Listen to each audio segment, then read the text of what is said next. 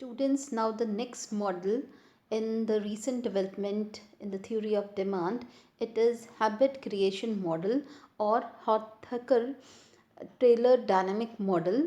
This model, it is given by these writers and it is based on Nurlov's stock adjustment model जो आपने पहले किया हुआ है, और it deals with the non durable goods and the current demand. आपकी जो non durable goods की है, ये इन्होंने बोला है that it is a function of the purchases of such commodities जो कि हमने पास्ट में ली हैं. The use of such commodities such as food, beverages, tobacco, etc. जो हम पास्ट में करते हैं, इससे क्या है, consumer he acquires a habit about it and he wants to purchase same only in the current period also. Therefore the current और जो हमारी फ्यूचर की परचेजेस हैं of such commodities, it is very much affected by the purchases in the past. इसलिए जो demand function है जो कि इन इकोनॉमिस्ट ने दिया है, that is it is given as Q T, it is equal to alpha nought plus alpha one P, और बच्चे ये नीचे टी है, over here it is T plus alpha two delta P T plus delta three alpha three Y T plus alpha four delta Y T plus alpha 5 q t minus 1. Here it is q. Where delta yt and delta pt, it denotes the change in income and price of the two period, that is t and t minus 1. Now, in order to derive this above function, demand function, it is supposed that the demand in a particular period depends upon price, stock of the commodity and the current income. So that we can write that qt, it is equal to beta. Here instead of b you can even write the beta naught plus beta naught pt plus beta 2 st plus beta 3 yt. This is your equation number 1, where st, it represents the current stock of durable and the non durable goods depending upon the nature of goods with which the model seeks to deal. That means जो x T है वो क्या represent कर रहा है, जो current stock है durable और नॉन ड्यूरेबल गुड्स का, जो कि डिपेंड करता है नेचर ऑफ द गुड्स जो हम इस मॉडल में लेना चाहते हैं. As such the sign of the coefficient of जो हमारा एस है, जो इसका जो साइन है वो नेगेटिव कब होगा, अगर द गुड्स जो है वो ड्यूरेबल है. Because in case of durable goods as furniture हुआ या होम हुआ, होम के अप्लाइंसेस हुए, रेफ्रिजरेटर वगैरह हुआ, the accumulation of their stocks tends to reduce the demand for them. अगर हमारे घर में ये चीज़ें बढ़ती, सपोज हमारे पास पहले 1 LED है, अब हमने सेकेंड रूम के लिए भी ले लिया और हमें चाहिए नहीं, इसका मतलब क्या है, अगर इनकी इक्यूमुलेशन हमारे घर में बढ़ती जाती है देन द डिमांड इनकी जो है वो कम हो जाती है. इफ़ द डिमांड फंक्शन जो है वो डील कर रहा है नॉन ड्यूरेबल गुड्स से, if the function it is dealing with the non durable goods, then the sign जो कोफिशिएंट ऑफ एस का है वो पॉजिटिव होगा. They because the larger the purchases of such good stronger is the habit pattern. ठीक है, जो non durable goods हैं उनका जितना हम ज़्यादा इसको परचेज करेंगे उतना ही हमारा हैबिट पैटर्न जो है वो बढ़ जाएगा. जो है मेजरमेंट ऑफ स्टॉक, जो हमारा एस है, हाउएवर ये बहुत ज़्यादा डिफ़िकल्ट टास्क है. इन केस ऑफ ड्यूरेबल गुड्स जो प्रॉब्लम है इन मेरी measurement of S, it is caused by heterogeneity of the durable goods, difference in their durability and the variation in the rate of depreciation. तो ये 3 factors के ऊपर हमारा ये जो है मेजरमेंट ये डिपेंड करती है. और अगर हमारा नॉन ड्यूरेबल गुड्स है तो स्टॉक जो हमारी हैबिट का है ये हमारे साइकोलॉजिकल वेरिएबल है which is non quantified. That means हम इसको मेजर नहीं कर सकते क्योंकि ये हमारा साइकोलॉजिकल कंसेप्ट है. नॉन ड्यूरेबल गुड्स जो है it depends upon our habit, therefore ये हमारी एक साइकोलॉजिकल कंसेप्ट है, साइकोलॉजिकल वेरिएबल है which is non quantifiable. That means we can not measure it. This problem can be overcome. अब ये ये हम मेजर नहीं कर सकते, तो इसको मेजर तो हमने करना है क्योंकि हमने अपनी इक्वेशन में लिखना है। देयरफॉर दिस प्रॉब्लम जो है कि हम इसको कैसे मेजर करेंगे can be overcome by replacing the non measurable जो वेरिएबल्स हैं विद सम अदर मेजरेबल जो हमारे पास वेरिएबल्स हैं। और इसके लिए हम सम अदर मेजरेबल जो वेरिएबल्स कौन से लेंगे, प्रॉक्सी वेरिएबल्स लेंगे under the certain reasonable assumption. कुछ हमारी सर्टन रीजनेबल अजम्पशन होंगी उसमें हम लेंगे। फॉर एग्जाम्पल इन केस हमारे पास ड्यूरेबल गुड्स जो हमारा एलिमिनेशन है जो एस टी का फ्रॉम द डिमांड फंक्शन, वो हम इस तरह अटेम्प्ट करेंगे जिस तरह अब हम शो करेंगे। जो नेट है change in the stock in any particular period S T minus one, it is may be equivalent to the consumer purchases in a given period the depreciation of the earlier stock. तो हम इसको कैसे लिख सकते हैं, S T minus one which is equal to Q T minus D, और D यहाँ कुछ नहीं है बल्कि it is a depreciation in the specified period. Now assume अगर हम करें कि जो रेट ऑफ डेप्रिसिएशन है वो हमारे पास डेल्टा है, या हम इसको जो हम बार बार सिंबल यूज करेंगे it can be written like this, that is ऐसे, ठीक है, या आप इसको इस तरह भी लिख सकते हो, ठीक है, it is like this. So you can write over here that is delta or this symbol which is constant for all durable goods. The depreciation जो है हमारे पास D, this is D, that means this one D can be determined as D is equal to, that is now here not it is S नहीं है, ये वाला symbol है S, the delta it is S1, this is delta S1. So S T minus one is equal to Q T, और यहाँ minus ये भी यहाँ पर यही सिंबल है, दैट इज यहाँ डेल्टा एस टी, और ये डेल्टा एस टी कुछ नहीं है बल्कि ये डेप्रिसिएशन है, ये डी है, डी फॉर डेप्रिसिएशन, और यहाँ माइनस डेप्रिसिएशन आना है क्योंकि यहाँ पर डी है, इसी इक्वेशन को हमने यूज़ किया है यहाँ पर, ठीक है। This very much equation we have used over here, ये हमारे पास जो है ये सेम इक्वेशन है जिसमें हमने डी की वैल्यू को पुट किया है।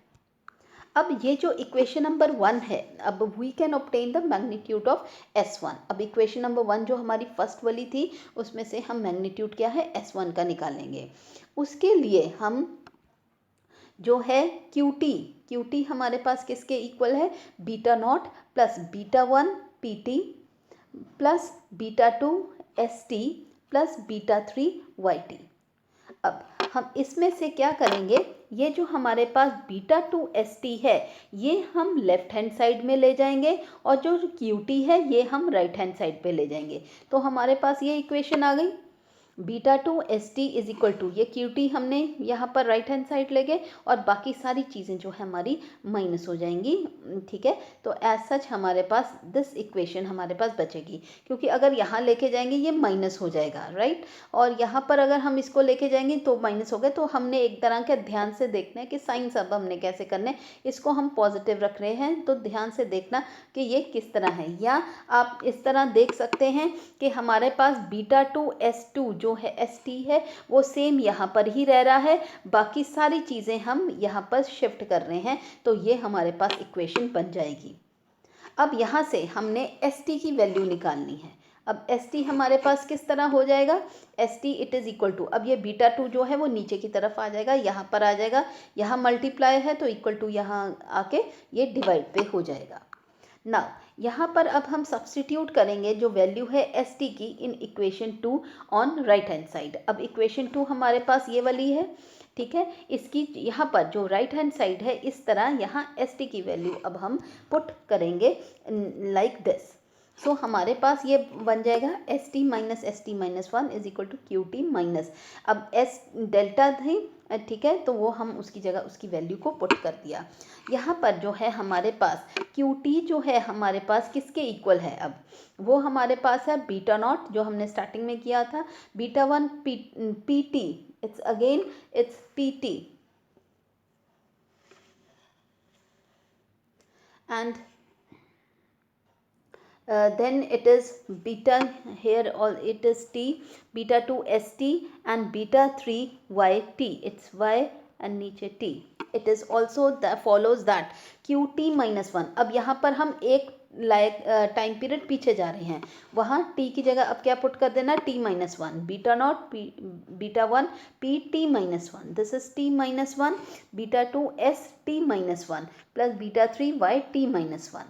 अब सब्स्टिट्यूट करेंगे इसको फ्रॉम इक्वेशन 4, ठीक है, we are substituting equation 4 in equation 5. यहाँ पर लिख लो सब्स्टिट्यूटिंग इक्वेशन 4 इन इक्वेशन 5. तो अब हम इसको किस तरह करेंगे, नाउ ओवर हेयर हमारे पास अब QT, हमारे पास 10 QT माइनस QT माइनस 1 ये हो गया. अब beta not minus beta not हो जाएगा 0, तो यहाँ 0 आ गया. प्लस, अब प्लस में अब देखिए यहाँ बीटा 1 है तो आपने ये कॉमन ले लेना दोनों में से. अब यहाँ बीटा 1 कॉमन ले लिया तो ये क्या बच गया, that is PT minus PT minus 1 plus यहाँ दोनों, इन दोनों में से इसमें और इसमें से बीटा 2 को कॉमन ले लो तो ये हो जाएगा बीटा 2 ST माइनस 1. और यहाँ से बीटा 3 और आपके ये YT है तो YT माइनस 1, इसको और इसमें माइनस कर दिया क्योंकि we are doing QT minus 1. अब हम क्या करेंगे, अब हम सब्स्टिट्यूट करेंगे इक्वेशन, दैट इज नहीं यहाँ से अब यहाँ पर ये वाली जो चीज़ थी वो मैंने अभी ऊपर रख दी, दिस यहाँ नहीं आएगी.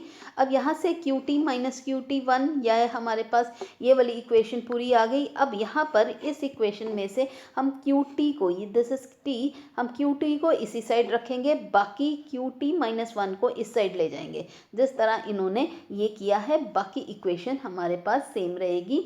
और उसी के ये साथ हमने ये भी करना है कि यहाँ पर जो हमारे पास ST की वैल्यू है, ये ST की वैल्यू हमने ऊपर वाली जो हमने निकाली थी, दिस वन, ये वाली वैल्यू को हमने अब सब्स्टिट्यूट करना है. तो उसके कारण हमारे पास जो है इक्वेशन जो है हमारे पास QT वाली ये बन जाएगी और ये इज इक्वल टू दिस और बीटा 2 और यहाँ पर QT यहाँ माइनस, ये यहाँ पर आपने बच्चे यही कर ली है, यहाँ पर भी ये कर ली है, ठीक है. दिस इज डेल्टा ओनली, ये आपने ध्यान से देखना है, ये दोनों यहाँ पर चीज़ें हैं. उसके बाद बच्चे आपने इसको खोल देना. अब खोलना किस तरह है वो देखिए ध्यान से. अब ये जो है QT over here, this QT remains like this only, ठीक है. यहाँ पर अब ये जो ध्यान से अब यहाँ पर इसको सुनना, ये है प्लस बीटा 2 QT. ये जो दोनों चीज़ें हैं आपने जब इस साइड दूसरी साइड लेके आओगे तो ये नेगेटिव हो जाएगी. तो बीटा 2 QT एक यहाँ पर ये आ गया. दूसरा, अब आपने क्या करना है, ये वाला जो है प्लस इंटू माइनस, तो माइनस रहा, ये आपके पास फिर से ये कर ली है.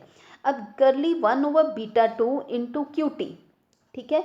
और अब बीटा 2 बाहर भी है, जब आप अंदर लेके आओगे तो ये बीटा 2 और ये बीटा 2 कट जाएगा, तो क्या रह गया, दैट इज कर ली QT, ठीक है. फिर कर ली माइनस, ये माइनस और ये वाला प्लस प्लस हो जाएगा तो ये हो जाएगा डेल्टा B नॉट, फिर plus delta into BT PT minus 1. तो ये इस तरह आपके पास आ जाएगा. तो आपने यहाँ पर ये जो हमारे पास कर ली बीटा 2 QT है, ये आपने एक बाहर निकालना है जो ये आ गया.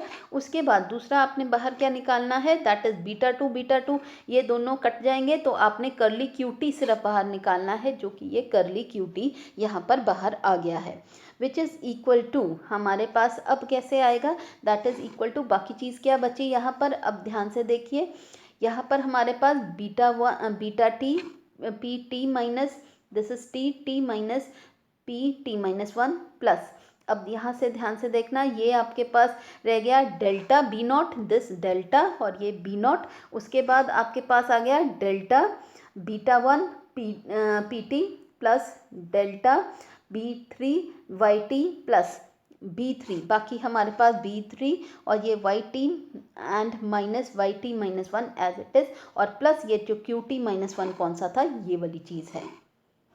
अब आपने क्या करना है यहाँ पर, अब इनमें से सब में QT है तो आपने क्या है, ये QT को बाहर निकाल लो।